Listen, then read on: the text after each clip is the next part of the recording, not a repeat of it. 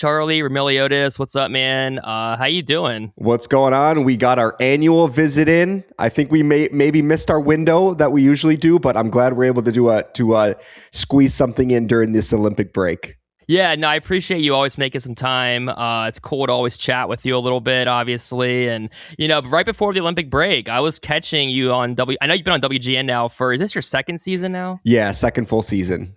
Yeah, I realized like on my soundbar, I can still put in like WGN and I can get live games. I know some leagues they'll black out or whatever, but I was listening to the Hawks games right before the break, and I caught you doing the Jackets Hawks game. That was the one in Chicago a couple of weeks ago now, but we'll talk about that a little bit. But how has the Olympic break been for you? What you been up to? Yeah, it's been crazy because I haven't really experienced an Olympic break while working in the media, because the last time NHL players obviously participated was 2014 when I was just graduating college. And so this is really my first year where I actually get an extended break. And it is interesting because we had like the first 10 or so days that we were, it was quiet, but now we've been back and the Hawks have had like a mini training camp because they have returned way earlier than obviously the players that are participating in the Olympics. So I think they're practicing 6 days. And so they've made some systematic changes that you don't typically are able to do during the season. And so it's been a nice time to unplug, but then I was kind of ready to go back to practice and kind of get back into the swing of things. So it's been good. Yeah, so as far as your action, and that's a good point about the practice stuff going on. So you're already kind of back at the rink and getting ready for the second half here to start up here in the next week. But how many days off, I guess, did you get since the break started and to where you're at now? Yeah, I think it was February. I think it was almost like a week and a half. Okay. So it was nice. I didn't go anywhere. I was more so just I stayed here in Chicago, but I was reminding myself to my family that I still exist, especially to my nieces, because they don't get to see me as much. In the summer. I see them all the time, but during the season it's really hard to get a free night. And so it was nice to hang out with them for a little bit. Yeah, so you got to just kind of hang out, kick back a little bit, watch, I don't know, basketball or Olympics or whatever. So, and then I guess I know you were saying last week you were sick, right? So that sucks. I'm actually still getting over it. I got sick last Friday, and it's been I'm on day 7, and I still was up all night coughing. So I don't know what I got. I've never been this sick this many times in a season before, but hopefully this is the last time I'm sick before the weather starts to turn warmer, and then all the viruses can get out of here. Well, I know it's like every NHL team goes through like that typical annual flu bug. So I don't know, hopefully it's not that, but well, I was just about to say, I don't know how I dodged this, but there was a stretch I think it might have been, it was in January where the norovirus went through almost the entire Blackhawks team, the coaching staff. And I have no idea how I didn't catch that, but there was some concern inside the locker room for that week where it's like, all right, Louis Crevier is not in the lineup because he's got the stomach bug. Wait, I interviewed Louis yesterday, so now I'm on high alert. If feels like your stomach gets a little queasy, you're like, oh, is it coming? Oh no, just false alarm. And so I don't know how I managed to dodge that, but I managed to get everything else. All it takes is like you feel 100% fine, but then you think or you hear about someone else that's sick that you were by, and then all of a sudden you feel like you have it all of a sudden. It's like exactly. You may have nothing. Sometimes you feel like it's in your head, Yeah. Like you're like, am I getting sick? Oh man, I'm feeling fatigue. And then it's like, oh wait, I don't think I was sick. It's a weird season. Yeah, so obviously, I'm sure you were just watching the U.S. game over Slovakia. So we both got our USA hats right now. Sir. Love it. Exactly. Love it. I never had a doubt over Slovakia. Really, I haven't had a doubt up to this point. I mean, I know they went down early. Was it Denmark? Was it? No, not Denmark. Who was it? Denmark. It was Denmark. It was Denmark. Yeah. But I mean, I was like, they're gonna be fine. They'll come out, and I don't even remember the score at this point, but yeah, they won that one pretty convincingly. So obviously, it's USA Canada. Have you been just kind of hanging out and watching all the games and stuff? Yeah, I have been. I've been trying to watch as many as I can. These last couple of days have been a little tricky because the Blackhawks practices have coincided with some of the games. And so like I caught a little bit of the beginning of the Canada-Czechia game. Then I got to the Blackhawks practice facility and we were watching the second period or the end of the second period there, start of the third period. And I was like, wait, where's Sidney Crosby? And it's like, oh, he got hurt. And it's like, oh my gosh, what happened? And so like, you miss a couple of things that happen. But I am very much looking forward to USA Canada on Sunday. And I got to be honest, I was a little nervous that we were going to get an upset and we were going to get robbed of the matchup because in these one and done tournaments where there are 12 countries, the Four Nations is different. It just felt like, all right, only 4 countries and USA Canada is just, they're going to meet. With the Olympics, like you run into one hot goaltender, like we saw Czechia and Lucas Dostal. It's like just one game of their life and it could upset everything. But very glad we're getting USA Canada. And it's funny, Will, because I was actually rooting for Team Canada today because I wanted Canada USA to be the pinnacle of the sport. Like I wanted our sport to be on full display. And so I'm just really happy that both these teams are meeting on the highest stage. It's funny you say that because I was just thinking earlier today, I was texting my friend and I was like, I'm not gonna be upset if Canada loses right now to Finland, obviously. But I was like, I'm looking for the text actually. I was like, oh yeah. I was like, I'll never be sad if Canada loses, but I kind of want to beat them with Crosby. With that said, I'll take Finland when it was like 2-zip Finland. But I'm like, all right, yeah, I do want that main, how it's supposed to be, the rivalry USA Canada, because like I don't want to hear Canadian fans go, well, you didn't have us. I assume Crosby will play Sunday, but regardless, it's like I don't want any excuses. I want USA to be able to beat them at their best. And even if Crosby's not playing, they're still like at their best, basically, when you think of all the guys they have. But yeah, I'm very much I've been really looking forward to this tournament ever since Four Nations last year. I mean, that was more fun than I ever imagined. And I used to not maybe get as amped up for international hockey until it actually comes, and it's like, all right, cool, I'm watching it now. But I've been looking forward to this Olympics, and so far the US they're looking pretty good right now. Yeah, it is interesting because I think Sidney Crosby is going to play on Sunday too, but boy, it doesn't sound like he's going to be near 100%. So I wonder how many pain injections that he's going to get to make sure that he's can at least just be functional.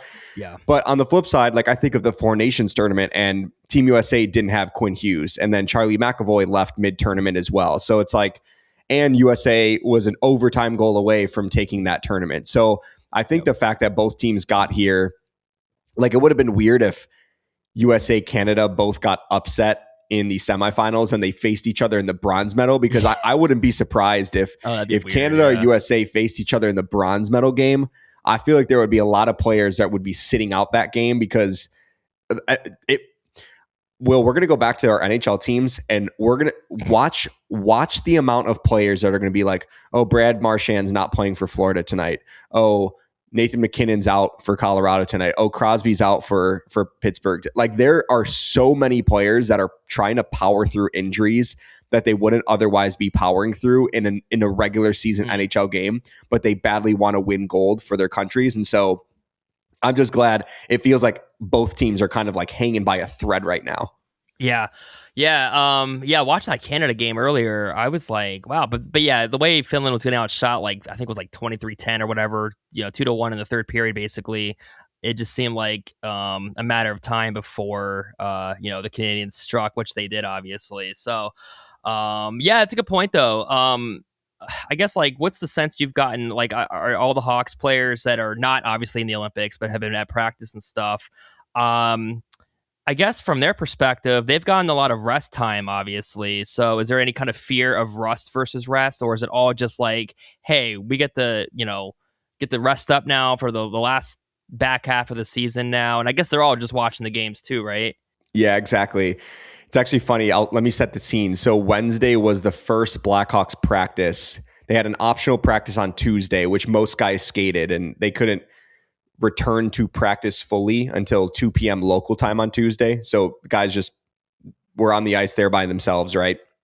Wednesday was the first full practice, and we were watching Canada-Czechia I actually had my laptop there live streaming the game, and we had like 6 media members that were just hovered over my laptop because we were watching.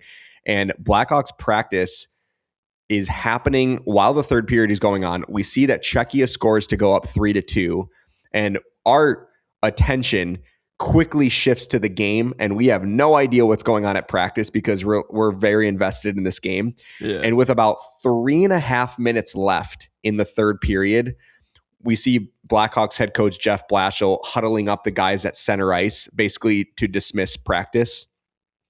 The second the huddle broke, Tyler Bertuzzi and there was like a couple other players just beelined for the Blackhawks locker room because they wanted to go watch the finish of Canada-Czechia. Now, I'm not sure they knew exactly what was going on. Like maybe there was like a skills coach or whatever that was on the bench that was maybe like keeping up to date, but they all wanted to see the game, the finish, right? Canada ends up tying the game obviously late in the third to go to overtime. Now, in the quarterfinals, there's no like Zamboni comes out on the ice in intermission, right? It's like we go right into overtime right away.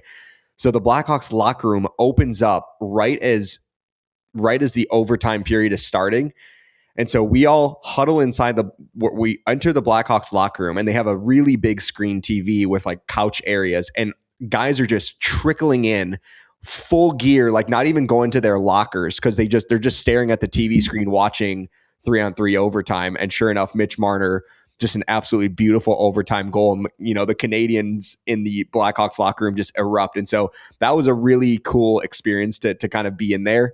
And so, yeah, guys are certainly invested in this tournament. But from the hockey side, they're also, they're one of the few teams that only have like one representative in the Olympics. And so they're, you know, if you look at teams like Colorado or Edmonton, where they got a lot of players that are participating in the Olympics, they're going to get back from this and be like gassed, right? Yeah. And so like they're probably going to hit a little bit of a lull, whereas the Blackhawks should be the fresher team, you know, making sure that they can hit the second half of the season on a positive note.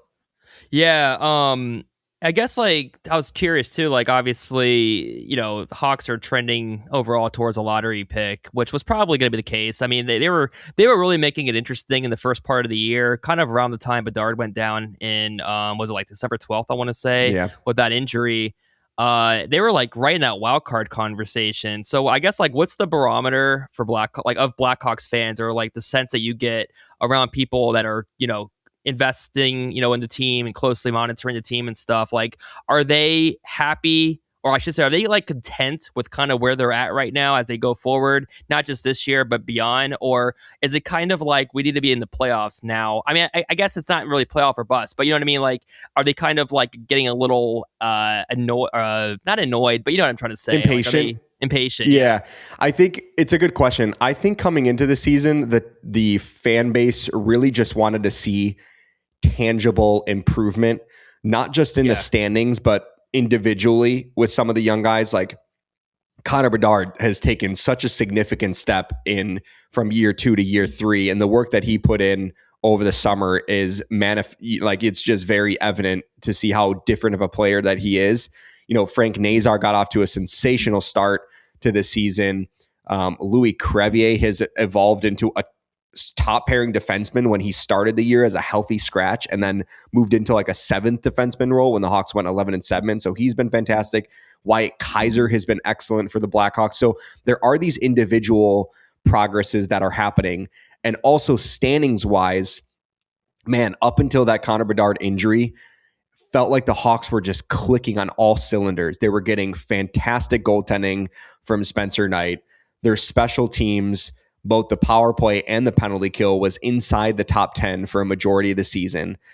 They were rolling on all cylinders. Like it wasn't just Connor Bedard leading the Blackhawks to victories. Like they were getting depth scoring from up and down the lineup. Ever since they went from that 11 forwards to 7 defensemen, it was just so beautiful to watch. Then Connor goes down with the injury December 12th. And then a few games later, Frank Nazar takes that puck to the jaw area. So they're 1 and 2 star players up front out of the lineup. Yeah. And it just totally disrupted the flow of the team. And it was really hard for them to get back to that even when Connor and Frank returned to the lineup. It was almost like they were trying to recreate the magic that they started with, and it was just unfortunate like how difficult it has been to get back to that level. So it's kind of like I separate the seasons into two parts right now, like the start of the season to December 12th when Bedard got hurt, and then it's like from December 12th to where we are now has been a different season for the Blackhawks. And so I think coming out of this break, they are as healthy as they've been all season long.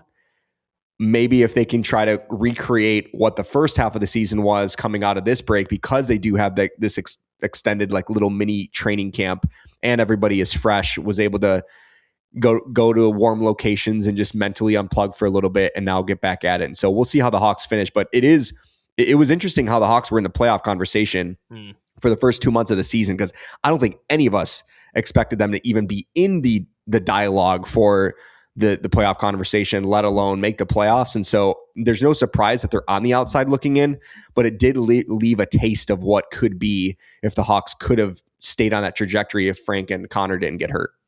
Yeah, if those guys don't get hurt, do you think that there still would have been probably an inevitable kind of lull, or would have been kind of more or less maybe they would have been able to keep that mojo going? That's a good question. I do think there probably would have been a little bit of a regression of some sort, because Spencer Knight had like a .935 save percentage through the first couple months of the season, which is really unsustainable when you're on a team that's more of a in the bottom third of the standings than you are, playing in front of like a Florida Panthers or Tampa Bay Lightning team.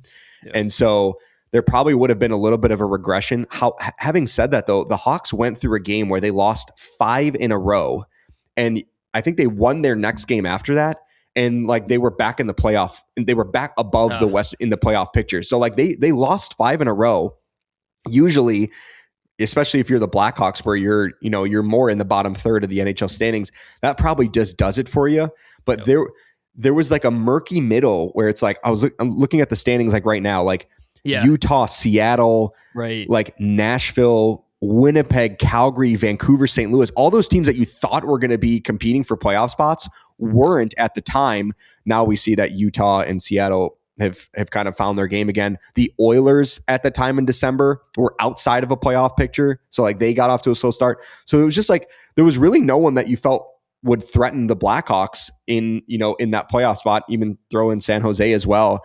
And so you kind of like, there was a point where I was almost like convincing myself that the Hawks could realistically make the playoffs, but then the injuries happened. But I think if Connor and Frank don't get hurt, I still think it would have been a long shot for them to make the playoffs, but I think they would be closer to like knocking on the door and still be playing meaningful games if those injuries didn't happen.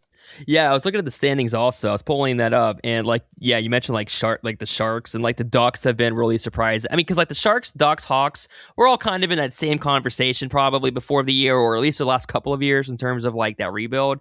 And all of a sudden, Anaheim got off to a crazy start, and they kind of had a little bit of a they're kind of falling off a little bit, but now actually looking at their standings, they're 8-2 in their last 10 games again. So like Anaheim kind of recovered.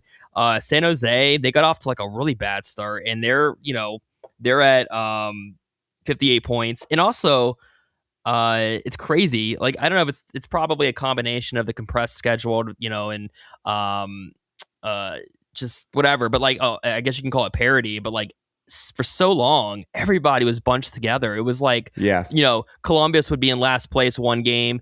Third, they could be, knocking on the door of fourth place 2 days later, and then back to it was like everyone in the league was all over the place, or could be all over the place in the span of a week, basically. Yeah, exactly. In both conferences, it feels like the parity has just been as tight as we've seen it, like in recent memory. And the Eastern Conference is bizarre because like the teams sitting outside of a playoff picture right now, Washington, Ottawa, Toronto, Florida, New Jersey, New York. I probably would have said at the beginning of the season that all of those teams that I mentioned would probably make the playoffs, and they're on the outside looking in. And then in the Western Conference, there's really no one that grabs my attention outside of the big three of Colorado, Minnesota, Dallas. Like Vegas has its warts.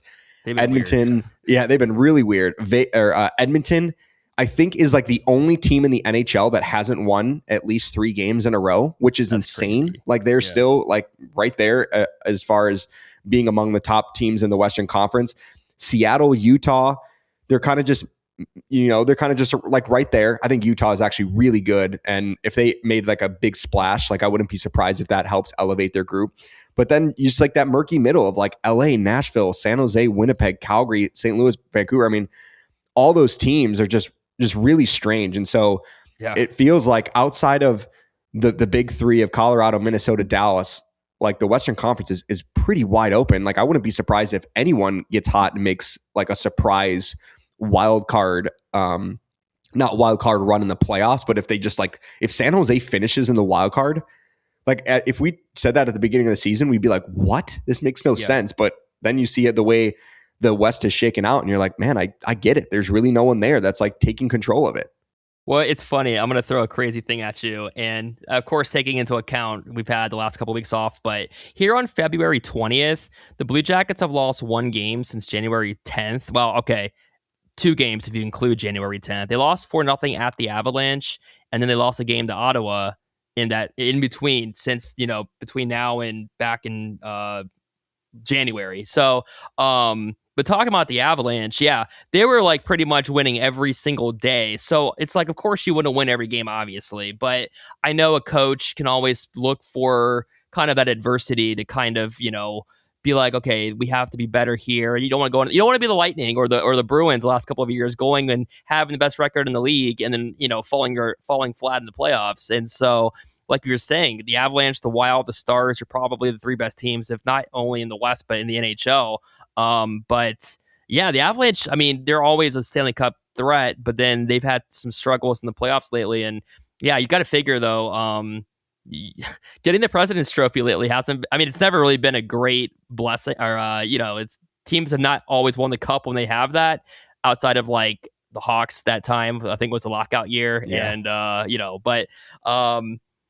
teams like the Avalanche though, they've been kind of, it was kind of due to happen, a little bit of regression here and there, but they've had some weird games over the last month. Yeah, exactly. And I do, plus 74 goal differential. Just unbelievable. And so, yeah, it is kind of funny that you see like their last 10 or so games and they maybe have like 2 or 3 wins and you're like, oh, what's going on in Colorado? But it's like, oh man, they built such an incredible cushion that it has allowed them to kind of take a step back. But I think the reason why there is like a President's Trophy curse of some sort is because rarely does a team that is the number 1 seed in the entire NHL go through the type of adversity in the regular season that you kind of need to go through to, heal up some, or just to kind of, when you face adversity in the playoffs, you want something to draw back on from the regular season. And usually when you get the number 1 seed in the entire NHL, there aren't really many adversity moments. And so maybe for Colorado, like, I think they're going to be fine because they have playoff history that they can draw back on. Like I think about the 2013 Blackhawks, when I know they won the 2010 Stanley Cup final, but they were a first round exit in 2011. They were a first round exit in 2012. And in 2012, they lost 9 games in a row in the regular season. So in 2013, they weren't necessarily, even though they won the President's Trophy, it's not like they were going into that playoffs like, oh yeah, we're unbeatable. Like they fell behind 3-1 in the series against Detroit. And they were probably like, well, we've been in 4 consecutive playoff appearances if you loop in the 2009 one with that the Blackhawks first kind of broke onto the scene, and they had that experience to draw back on. So I think Colorado is in a similar position where they don't need the kind of regular season adversity because they already have the playoff experience that they can lean on. Yeah, for sure. It's funny you mentioned that night. Was it the 9-game losing streak that the Hawks had? What year was that again? That was 2012, and they broke it. They broke it against the New York Rangers at Madison Square Garden, where they scored like 5 goals in the first period. And you're like, what? Like this team just lost 9 in a row, like could barely score. And then they just scored 5 in the first period. It was a crazy way to snap it. Yeah, I think I just saw a clip. I don't know what it was now. It was actually recently. It probably popped up on your timeline like an on this day. Yeah, because I think it that's happened it. Yeah. around this time. Yeah, it was like probably this week.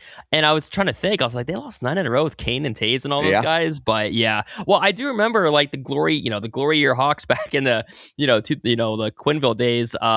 They would have those weird. Every team does, but like they'd have that like West Coast swing, or they were losing to like the Coyotes and bad teams and stuff, or whoever. Talking about like the Hawks this year. Yeah, I was looking at their schedule. Up to this point, and coming out of the new year, or at least starting on New Year's Day, they beat the Stars. Oh, and by the way, the Hawks own the Stars. Like, what is that? Like, that doesn't even make sense. They just own Dallas this year. I have no idea. Even last year, I think the Hawks beat Dallas 5-2. And there was somebody scored a hat trick in that game. Might have been like Taylor Hall or something scored a hat trick in that game. I don't know what it is. The Hawks the last couple years, if you look at the record against like elite teams like Colorado, Dallas, Edmonton, like they're actually really good against them. And so my theory on that is I think it's probably twofold. One, when those higher teams, see a Chicago on the schedule, they're probably like, all right, maybe we can win with our B game tonight, right? Yeah. Similar to how the Blackhawks dynasty era was thinking, like, maybe a bottom feeder team comes in, you're like, all right, maybe we can coast tonight. But on the flip side, I think the Blackhawks see that like, hey, if we're facing Colorado, if we're facing Edmonton, if we're facing Dallas, if we are not on our A game, like there's a possibility that we get wiped off the ice, right? So we got to make sure that our focus is extra heightened against those teams. And so I think that's where it also comes from, where hey, Dallas is coming into town. Like this is not a game where you can win with your B game. Like it has to be an A game. Yeah, like playing up to their competition, basically, or playing down. Yeah, no, yeah, like this, going back again to like January, the 1st, I remember watching a little bit of that at least. They beat Dallas. Actually, that was when they won like 5 out of 6 because they beat Dallas, the Caps, Vegas, the Blues. They lost to Washington. They beat Nashville, and then they kind of went into a little bit of a slide. But obviously, I know I texted you. I was at that Caps game, the one in DC, and that was cool. I went into that.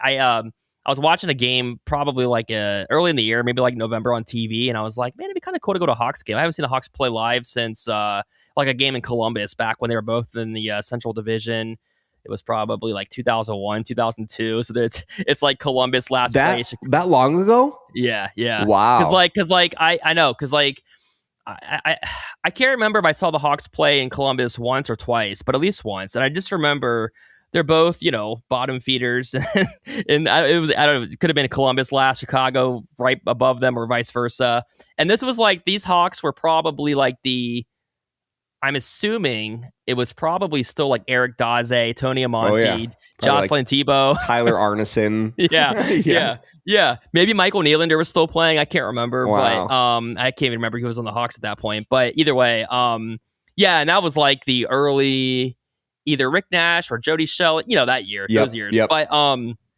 But yeah, I never saw them play. Like I go to most of the games, obviously now in DC here in Virginia, but like, it's like the last several years, when I go to a game, it's usually Columbus, Washington. But then I was like, it'd be cool to go to see the Hawks play, because I never saw the Hawks play live when they had Kane and Taves and all those guys. I would watch them on TV all the time, but I never saw them play in DC. So I was like, it'd be cool to see Bedard, Nazar, all those guys. And of course, Bedard gets hurt. And I'm like, maybe he'll be back right before that. But nah, he obviously wasn't. But anyway, I was at that game. And yeah, from the start, the Hawks are playing well. Obviously, went to that shootout. It was cool to see the shootout live, because that was like the second time I've seen one live. The first shootout I saw live was in Vegas against the Blues, like early 25. And in that Vegas game, I just remember the Knights were down 2 goals, like last minute or whatever, and they scored twice with the empty net, and then they lost in the shootout. But anyway, Nick Foligno had the shootout win in DC. But I was kind of surprised. I know the Hawks are they're overall having a down year, but I was kind of surprised. I thought there'd be way more. I thought on a Saturday night in DC, I was expecting to see a little bit more of a Chicago crowd, because I'm used to the Cubs traveling very well, no matter what their season's going. But I don't know. Maybe I'm sure when they're at their top of their game, I'm sure the crowd is definitely following them no matter what. But it just felt like, I still saw plenty of Hawks fans. I just expected even more. I don't know. When you do your like WGN, like post game, that type of stuff, are you at the UC, or are you like in a different studio? Yeah, so for home games, I'm at the United Center. For road games, I'm downtown in our studio. So I don't travel there unless I need to pinch hit on the broadcast to do color with John. And so it's actually funny. When I got hired by WGN, I was trying to get all my ducks in a row, preparing for the season. And I guess the previous studio hosts would do the pregame show and then the first and second intermissions from our radio booth upstairs. But then in the third period, they would go downstairs and we would do they would do the postgame show in our WGN little booth, but you're like watching on a TV screen. And like one of the first things I asked, I was like, "Hey, is it possible for me to do my post game shows from the radio booth? Because I like to watch the third period if it goes into overtime and whatever." And they're like, "Oh yeah, no problem." So we kind of made that change.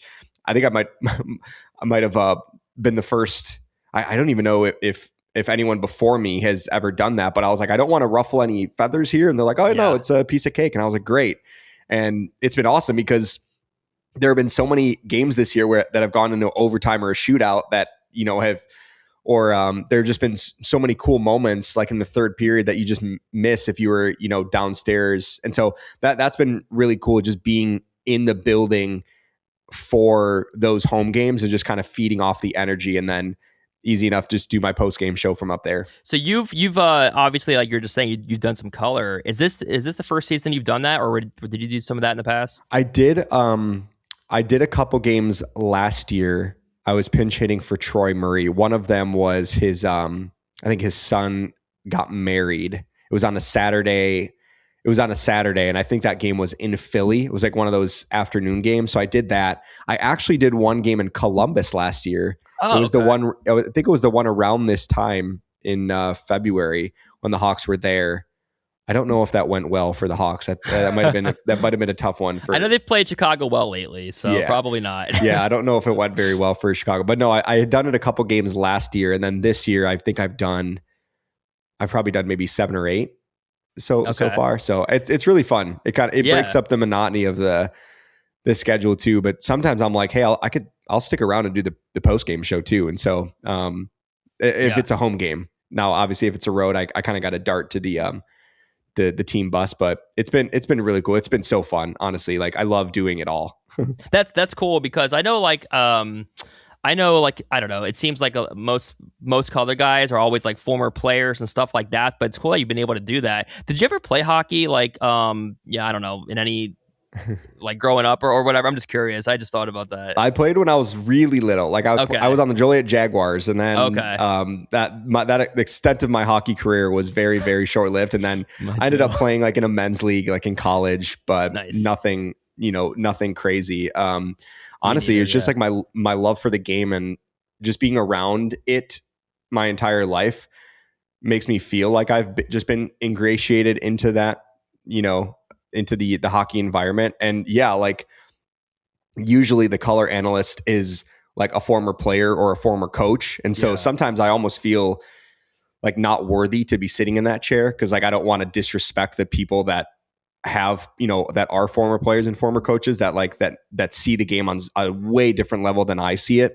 And so like but I try to lean on less on the X's and O's and more on just my broader hockey knowledge. Like when Columbus runs through town, like I'm not going to be breaking down X's and O's of how Columbus messed up their D zone coverage. It's more going to be me providing what I know about the Blue Jackets when I watch them, and Kent Johnson and Adam Fantilli and like all those players that I know and what their backgrounds are, and I'm able to kind of provide some context and even just like more analytically, I kind of love digging into the numbers to see how it matches up with my eye test. And so that's what I lean on more in those situations than, being an Eddie Olczyk and getting out the telestrator for the radio listeners and trying to break down what went wrong. So it's a funny balance. How much, I mean, you've done quite a few games at this point. How much of a challenge is it to do that? But also, I guess, even like I know you're still doing a lot of prep on the other team and in general, how much of a challenge is that, or have you kind of found your groove with it now? Yeah, I will say I try to pride myself on preparing really hard for who the opponent's going to be, and obviously my background on the Blackhawks. And so that part is kind of easy when I'm talking about storylines and trends of what's going on with the Blackhawks and the storylines and trends of what's going on with the other team. Where it is a challenge for me, and this is why the color analysts like Eddie Olczyk and, you know, Troy Murray for us, and you watch and listen to some of the best, Darren Pang, like they see things happening in real time that most people, you need a replay or two to see, oh, that's what happened on that goal. So the thing for me that I really have to like hyper focus on is like when I'm in my seat being as the studio host, when I'm talking about a post-game show, I'm able to kind of watch a goal happen, then I'm able to look at the replay and kind of, you know, rewind it. Okay, what happened here? Who missed this coverage, whatever. But for Eddie and for Troy and for Panger to like see it in real time and then be able to communicate that in real time, like what happened, that's a challenge for me. Like, and that's where I kind of challenge myself to make sure that I'm hyper aware of the plays that are unfolding and making sure that I see it on a first time. You know, and then some of the things, like, it's actually funny. I've done a couple games this year where I've maybe done 2 or 3 games this year where there has been a controversial challenge. And it's not just an easy, clear cut, like, oh, was this offside or not? There was one where it was like the puck possession thing where it was like waiting for it to tag up, you know, the puck crosses and like you're waiting for, it was like kind of like the Cale Makar situation from like a few years ago. There was another goaltender interference penalty, you know, challenge that was like kind of dicey. And so in those moments, I have to really lean on what I know from the rule book. And I have to know, like, I can't just be like, we'll see what the call is here. Like, I have to kind of make a stance and communicate to the radio listeners, like, what exactly is happening and why I think it's going to go one way or the other. And so that part has actually been kind of fun because, like, you know, you're seeing it in real time, but then we get to see the replay as well because we have a TV monitor right next to us and we're able to kind of explain to the viewer what's happening. And so, long-winded answer to your question, but it's been, I realize that there's definitely, you know, there's a drop off as far as, you know, players, coaches sitting in that seat versus me, but I try to lean on just my broader hockey knowledge and not necessarily trying to be someone I'm not by breaking down X's and O's a ton. Oh yeah, no, and I thought it was cool in general that you got to do that because I knew you were doing like I was saying the pre-post intermissions and stuff, but when you mentioned that you were in color, I was like, oh cool, I didn't know you were doing that too. So yeah, I thought that was cool and pretty unique, obviously. Like, did you know before you took the role or before you got this role that you might have that opportunity to do color? I mean, not really, to be honest with you. I know the previous studio host, Joe Brand, who's now the play-by-play announcer for the radio for the Penguins, who's done an amazing job for them. If you like listen to the Penguins on the radio, like Joe is phenomenal. Yeah. I know that he pinch hit once or twice on or maybe a couple times on the broadcast doing color, but he's also done, his expertise is more play-by-play. So there was a year, I think a couple years ago, where John Weideman, our radio play-by-play guy, like literally lost his voice, and so Joe ended up pinch hitting for him on the play-by-play. But then Joe also did color as well, so I knew that he did that in the past, but I wasn't expecting to be like called into that role if they needed me to. But I was ready to go if that opportunity did arise, and so it's been fun anytime I do get the chance to do it. So what I've always been, you know, curious about too, and you're right, you have the best seat obviously for it. Like, I know that the broadcast crew, and I'm thinking, I mean, all of them, but I'm also thinking about the greats, including like John Forsland, Doc Emmerich, all these guys. Like, they're obviously the pros, like they are among the best, but like, they have like the monitors in front, right? But like like you were just saying it, like the way that they're able to like watch it and like relay the action to the audience, the TV, the radio, whoever. It's like I don't even know. Like, I'm watching a game, right? I'm not a broadcaster, obviously, but I'm watching a game. It could be on TV. It could, especially up in the seats in the arena. And I'm like if I know my team, so I can see numbers, but sometimes I have to think like, wait, which number is that again? Like, how do these, like, are you like, do you just marvel at kind of like I mean, you're already doing it yourself in a way, of course, doing color and stuff, but like also play by play, you're watching, next to you. Like, are you marveling at how they're able to like spit out this stuff like as fast as they are and accurately as they are? Oh, 100%. Like I marvel all the time. Like John Weideman is maybe the best radio play-by-play announcer in the NHL, and just the way that he calls things in real time, and sometimes in today's NHL, the names aren't easy to say. And so I'm just leaning on whatever John says, like, how do I pronounce that name? Oh, okay. Like, and so, but then to be able to call a goal smoothly and, explain what happened before throwing it over to me for kind of the like deeper analysis, I guess you could say. Usually John's like really good at explaining exactly what happened anyway. He'll be like, oh, well, there was a turnover in the offensive zone, if you remember, 15 seconds ago or 20 seconds ago. And it's like, oh yeah, that's where the goal started. It's not just, the little breakdown that happened in the D zone. Like it was, the turnover at the blue line that caused the offensive zone possession time to be 20 plus seconds, and it led to a goal. So it's so nuanced, and it's honestly so fun. Like I'm very privileged to get a front row seat at working with those guys. Like Steve Conroyd has been filling in for Troy Murray, and Steve just sees things so well too. And so I'm very fortunate to be able, like, I almost feel spoiled in a way that I get that real time analysis while watching the game. And so that's been so fun for me.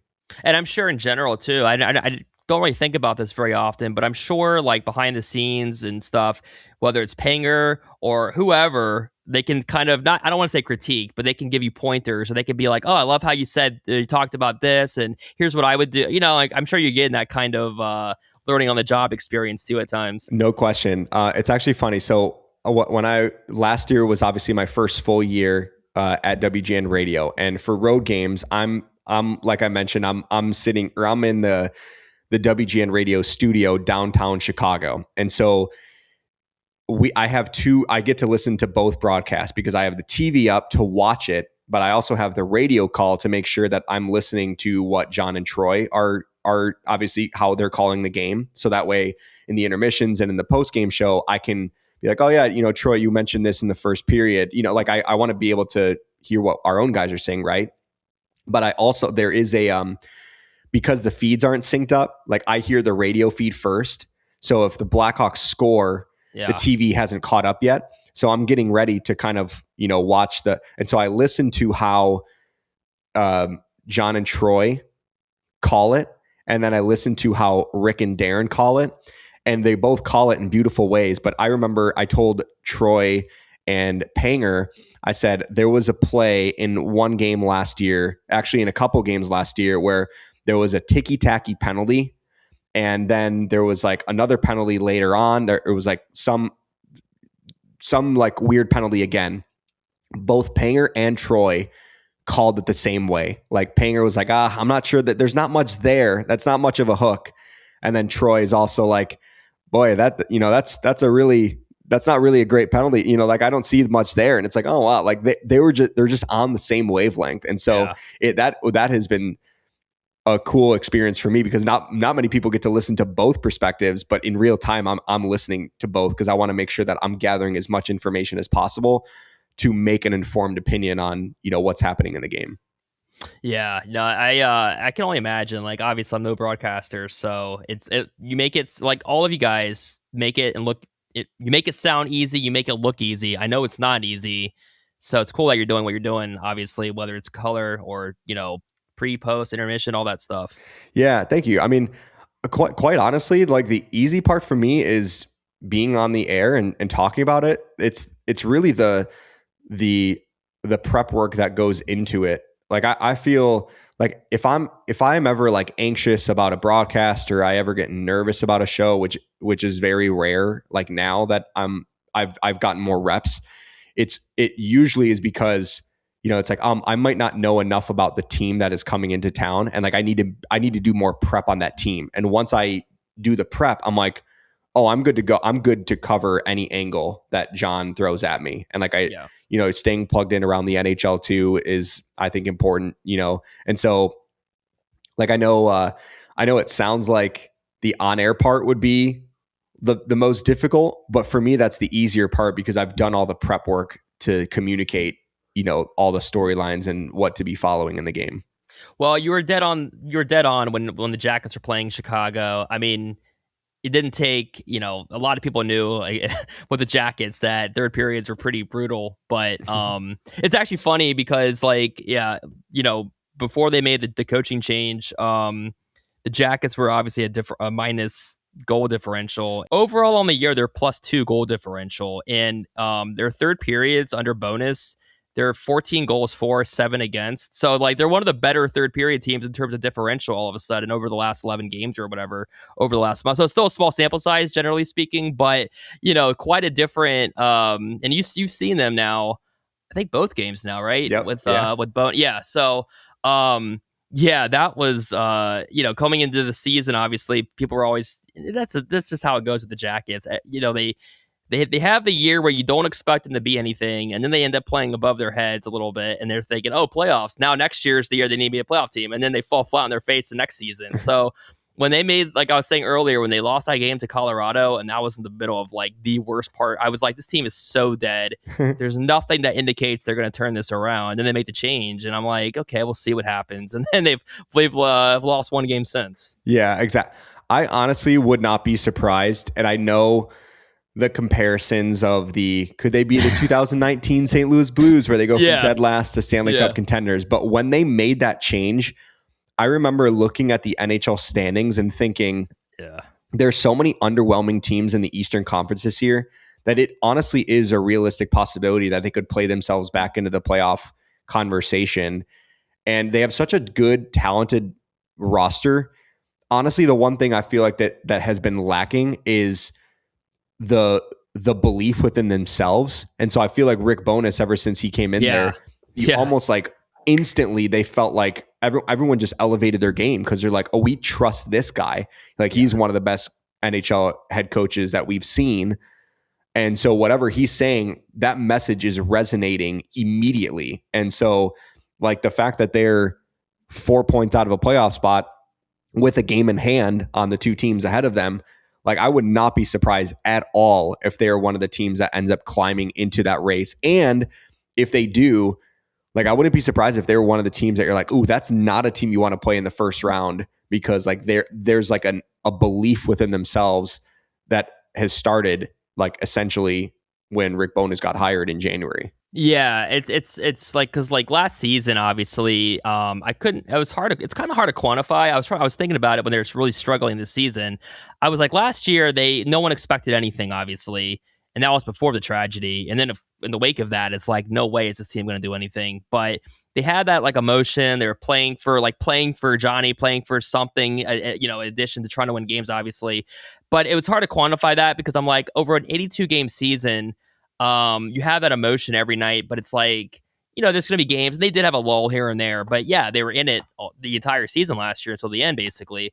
And then this year, it just felt like they were kind of flat, and I knew they weren't going to have that same maybe emotion, but, like, yeah, it was just all of a sudden, it was just, well, they kept blowing third periods, third periods were horrible. They kept blowing so many games. They had that 4-1 game in the third period against Pittsburgh. They had a bad loss against the Oilers. I mean, the Red Wings, so many different teams. And then they would, the games, I did an article on, like, kind of like the top 5, like, unhinged wins of the year, basically. And they were all games in which they almost blew those games too, pretty much. They almost had, like, 3-0 or whatever the lead was, that they almost blew it. And so, but bonus, they've been able to lock down in the third period. It's like you said, all of a sudden, it's like you push a button and everything just 180. And you don't see that kind of thing very often. You get the coach bump for maybe a couple games or whatever. But Jet, Elvis, they've been playing well. Zach Werenski, I mean, we see him in the Olympics right now. He's, as I put it, he's leveled up. And that happened last season because he went from being like an all-star player who would play like 70 games because he might have an injury to being by far their best player. And now in that Norris conversation. So it's cool to see Zach Werenski really take that step, really since last season. But as far as the Hawks, the rest of the season, do you foresee anything, like any kind of major activity at the trade deadline, or what are you kind of anticipating there? Yeah, it's going to be interesting to see what they do. I think it's going to be expected, but when the roster freeze lifts, there's going to be like a week and a half left in the schedule until the trade deadline. So it just feels like there's going to be a lot of chaos around the NHL, and I'm expecting the Hawks to probably sell off some pieces, like whether it's Connor Murphy, whether it's Jason Dickinson, Ilya Mikheyev is an unrestricted free agent. But if someone's calling on Ilya Mikheyev, I'm hanging up the phone because I'm thinking I want to sign this guy to an extension. Like, that's how good he's been for Chicago. And I do think the thing to monitor with them isn't necessarily at the trade deadline. It's who could be coming at the end of the year, whether Anton Frandel is likely going to see some games after his league in the Swedish Hockey League wraps up. Roman Kantarov would be nice, but it sounds like his KHL season is probably going to spill beyond the NHL regular season, so that's more likely to happen next year. I don't know about Sasha Boisvert, like if he's going to see some action after, or if he's going to go back to college for a junior year. Who knows? But I feel like the intrigue is going to be happening closer to the end of the season for the Hawks more than around the trade deadline. Have you been surprised by, how productive or how good, I guess, Tyler Bertuzzi's been? I mean, he's the leading goal scorer with 25 right now. I know he's a good player, but, he's been unreal. And there's something to be said about a trust factor with a coach. So Jeff Blashill coached Tyler Bertuzzi in the AHL when he was with the Red Wings organization, and I think they won a Calder Cup together in that. I might be mistaken, but I know Bertuzzi had a really solid year in the AHL that year. Then Blashill gets hired to be the NHL head coach for the Red Wings, and that season is when Bertuzzi scored a career-high 30 goals. Now he gets reunited with Blashill again in Chicago, and no surprise, Tyler Bertuzzi has been a top 3 forward for the Blackhawks all season long. And so I just think he has such a solid rapport with the coach, where Blashill trusts Bertuzzi, Bertuzzi trusts Blashill, and they have that respect for each other, that Blashill knows what he's getting when Bertuzzi's on the ice, and Bertuzzi wants to reward Blashill with that ice time. And so Bertuzzi has been excellent all year long. I know there's a lot to happen between, obviously, the end of the season, the off season, but is next year a playoff or bust type of season for the Hawks and Kyle Davidson? I wouldn't say playoff or bust. I think probably the year after that is probably like, hey, like it's time to set playoff expectations. I do think next year will be a season where it's like, let's be knocking on the door all season long. Like, let's not get off to a slow start and then have to play catch up, and then we have to start looking at the draft odds again.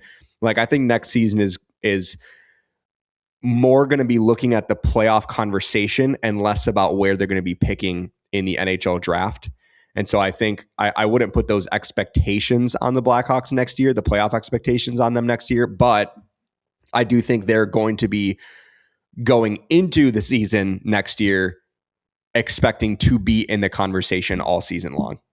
Yeah, because we were talking about San Jose and Anaheim earlier a little bit, and those teams, like I said, them and the Hawks were kind of in that same sort of situation the last couple of years or so. So I was wondering if fans are looking at the Sharks and Ducks and thinking, man, that should be us right now too. Like, we should be. And again, if Bedard and Nazar don't have that injury, maybe, like you said, maybe they're a little bit closer now. I mean, because like the Sharks are 58 points, and maybe the Hawks have, if you have a healthy Bedard and Nazar for, let's say, an extra month or whatever that they missed basically or whatever. Couple extra wins. I do think it also might depend on how aggressive the Blackhawks are this summer, whether it's via trades or in free agency. Like, if they try to go take big swings this summer, then that tells me that they're looking at next season as playoffs, right? Or maybe not playoffs or bust, but hey, like, we have our eye closer to the playoffs than we do getting another draft pick. Now, I will say the difference between the Blackhawks and the Sharks rebuild is San Jose, they have a really strong collection of young forwards, right? With Celebrini, with Misa, with Will Smith. They don't have that bona fide number one defenseman yet. Is it going to be Sam Dickinson? I don't know. It seems like he's still years away from being like a high-end defenseman. But the difference between the two organization rebuilds is the Hawks are an original six market like they can get away with being patient for a few years. San Jose, like it's really hard for a smaller market team like them to undergo a full scale rebuild. And so that's why you see them going out and getting a Kiefer Sherwood, getting Laurent Brossoit from the Blackhawks to provide some goaltending insurance, going out and, signing Tyler Toffoli, whatever. Like they're like, okay, we got our collection of young guys, but we can't sit on this very long. We have to go. And so it's going to be interesting to see how those two paths between Chicago and San Jose, like which path is the quote unquote right path. There might not even be a right path. They're just different paths where the Hawks are being extra patient. San Jose, they got their couple nucleus players and they're like, all right, let's start adding now because like we want to make sure that we're selling to our fan base that we're kind of ready to get this thing going again. So obviously, and we haven't really talked about Bedard a ton, but like you were saying, before about how he's really stepped up this year. He's got, 53 points, 23 goals, 30 assists in 44 games, but he's got like a 1.20 points per game right now. Were you surprised last year where it felt like everyone in the media on TV was like giving it to Bedard, like they were criticizing him about something? Did you find that kind of weird or interesting, or did you even pay attention to that stuff? Yeah, I think it was like the TNT panel. I think it was like Biz. Biz. Yeah, it's like playing pond hockey out there, and then Messier doubled down on it the next day. And here's what I will say: in those games, it is. I don't want to criticize like the national people. Like I have a lot of respect for those guys, but I love Biz and TNT. He's the best. Biz is amazing. Yeah. But sometimes it's really hard when you have. Like for me, I watch every single Blackhawks game, right? So I see the development, the trends of Connor Bedard's game. When, you watch one game, if it's like on national TV or whatever, it's hard you can't just draw a conclusion from the game you're watching based on how his season has gone, right? Having said that, Bedard certainly did not look like the Bedard that he expects of himself last year. And that is why he made radical offseason changes to his training program, and he looks like a completely different player. And honestly, part of the first couple of years was, hey, like just take risks and see what you can and can't get away with. Like if he is, throwing these cross ice passes in the offensive zone that are getting intercepted, like let him do that so he can figure out, oh, okay, I can't get away with that in the NHL, but I was able to get away with it in juniors because he was so good, and because the quality of opponents aren't as great because those were kids, right?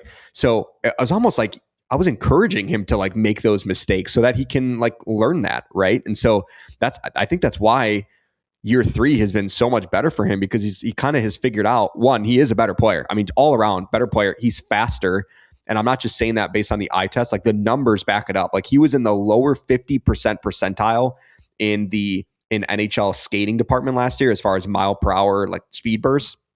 This year he's way higher on the list. So the numbers back it up, but he's just been such a totally different player. And I think it has been like the first couple of years we're learning lessons on what he can and can't get away with in the NHL. Ironically, some of the players or people around the NHL that might know firsthand how much he's trained or whatever he did over the offseason would be guys like Ken Johnson, Jake Christensen, who are like close friends with Bedard and trained with him in the offseason. They probably saw this stuff firsthand too. Maybe Bedard can help Ken Johnson next year, because I don't know what's going on with Ken Johnson. He's been kind of a little inconsistent this year. But it's like every other year. But to be fair, 2 years ago in Columbus was a tough year anyway. With Pascal Vincent, taking over for Babcock and just whatever with the roster. And the last year he was really good, and then this year they've had a slow start, or he had a slow start a little bit. So hopefully some of the Bedard magic will rub off on them now. Yeah, well, actually, so it sounds like Ken Johnson actually was part of the reason that influenced Connor Bedard's decision to change his offseason program, because I think he did something similar to Kent Johnson when Kent had the sensational, was it year 2 from year 1 where he was really good. And so, but I think it warrants a general discussion about how to handle young players. Like with Columbus, I know you get Adam Fantilli and you get Kent Johnson and you get Cole Sillinger, and like all three of them just got thrown into the fire right away, right? And so like there has to be, and this isn't just a Columbus thing, this is a Chicago, this is a San Jose, all the teams that are in a rebuild, you have to make sure that you're putting an infrastructure in place to make sure that those young players are thriving in those situations. Also, though, you like there, I can name a bunch of examples of why, even though players could be highly drafted, why they should go back to college or should go back to juniors or should go play in Europe for a year and not just get thrown into the NHL fire right away. Like historically, it's just so much better if they get drafted than go away back to where they came from and just develop their game out of the spotlight. You know, like Patrick Mahomes sat for a year in Kansas City for like, he sat under Alex Smith for 1 year. Yep. And then, you know, like he didn't just he got drafted 10th overall and then boom, he gets like full year of development. Same with Aaron Rodgers, same with Tom Brady sat for a year, right? Yep. Like I know this is a different sport, but the analogy with the Bears, they trade up, they go get Mitch Trubisky at number 2 overall. Mike Glennon starts, and midway through the year, they're like, oh, let's just put Trubisky in there. Let's see how he does. And it's like, well, why? Like, make sure that the infrastructure is right. And so, like Duncan Keith in Chicago, he spent 2 full years in the minor leagues before he even sniffed the NHL. And so, like, you want to utilize the minors to your advantage and not necessarily just, hey, let's just, like the Edmonton Oilers and Buffalo Sabres, like every time they got high draft picks, they just threw them into the fire right away. And they're like, I just figured it out together. It's like, well, no, that's not the best way to do it. So it's got to be a fine balance of making sure that each individual is on the right path towards their development. Who is your like all-time favorite like Blackhawk that you got to cover, but also meet in person, but obviously like interact with in person? Maybe even, I don't know how much like off the record times you would have ever had. Like I'm sure, I don't know if you've ever had like a beer with like Chris Chelios or something, but I'm sure you've had some fun stories or whatever from all the years that you've been covering the Hawks and stuff. I've eaten a lot of popcorn and gummy bears in the press box with Chris Chelios because he fills in occasionally to do color duties, and I'm sitting right next to him. And so we've had great, which is honestly a little bit bizarre because he was essentially my favorite player growing up because he was a Greek hockey player, and obviously I'm Greek. My all-time favorite player, though, to like just in general and to cover is Patrick Kane. I mean, watching him on a nightly basis was special. Watching him at practices, I was always in awe at just like what he does on the ice. And then off camera, like he was always so good to me. And, you know, we've had a lot of off the record chats, like just about life and just about hockey.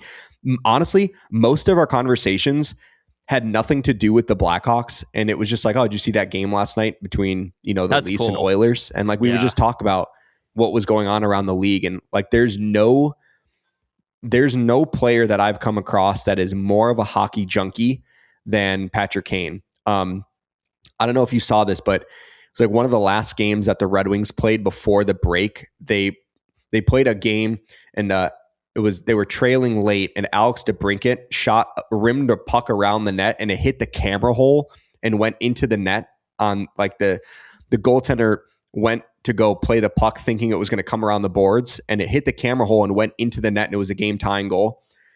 After the game, Patrick Kane was one of the guys that talked. They're like, have you ever seen a goal like that? And he's like, yeah, actually, you know, Jeremy Roenick, I think, scored his 500th career NHL goal and I was like, wait, what?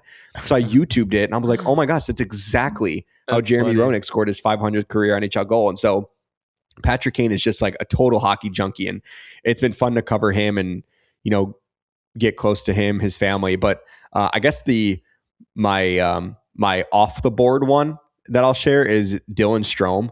Like that guy, so fun to talk to, so personable, hockey nut as well. But just like constantly, like I had a great relationship with Dylan. And so I would say those two are probably my all-time favorites. And I'm sure that list will grow, you know, as this young Blackhawks team grows, because there are a lot of great characters in this room too.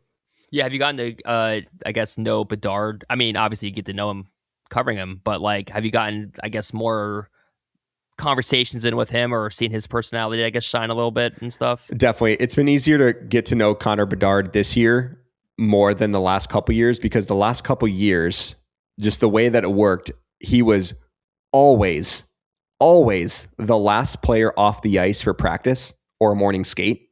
If obviously the scratches are usually the last ones on the ice or off the ice for morning skate, but he was always like one of the last ones for morning skates, but always the last guy to come off the ice for practice. And so usually, like, the Blackhawks locker room will open and guys are in there and you'll be able to talk with them for a little bit. But Connor was always on the ice in his first 2 years.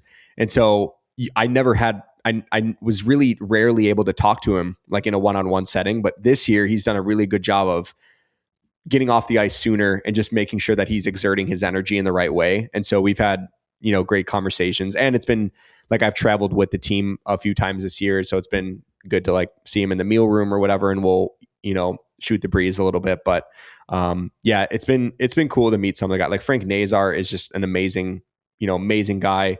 Wyatt Kaiser, I've gotten close with him. So there are a lot of really good dudes in that Blackhawks locker room that I'm curious to see how they're going to grow on the ice, but also like how fun that room is going to be off of it when they're all like,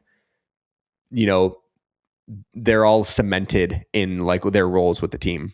Yeah, for sure. Well, I could keep going, but I don't want to take up 5 hours. So I'm gonna let you go. But I'm really glad we were able to do this again. It's cool to chat with you every year or whatever, once a year. Thanks for putting up with me. Putting up with me. Thanks for you putting up with me.